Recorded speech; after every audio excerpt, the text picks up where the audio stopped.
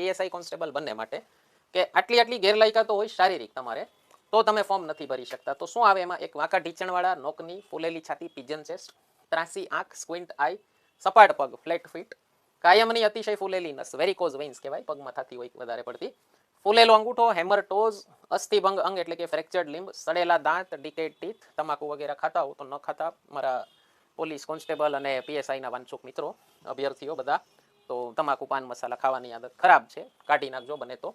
ચેપી ચામડીના રોગો, કમ્યુનિકેબલ સ્કિન ડિસીઝ, જેનાથી તમે બીજાને લગાડી શકો. રંગ અંધત્વની ખામી, આ જેલ સિપાહીમાં નથી રંગ અંધત્વ, કલર બ્લાઇન્ડનેસ, એટલે ઘણા લોકોને એકથી બીજો કલર આઈડેન્ટિફાઈ ન થતો હોય ઘણી વખત. અને એક લાયકાતનું ધોરણ આપ્યું છે શેપ આઈ. આ એક ક્વેશ્ચન કદાચ નોટિફિકેશનમાંથી પૂછાઈ શકે, ઘણી વખત નાક નીચેથી ક્વેશ્ચન નીકળી જતા હોય. તો શેપ આઈનું ફૂલ ફોર્મ છે સાયકોલોજીકલ હિયરિંગ એપેન્ડેજ, એટલે સાયકોલોજીકલ એટલે માનસિક રીતે સક્ષમ સામાન્ય હોવા જોઈએ, નીચે ગુજરાતીમાં પણ આપ્યું છે એનું.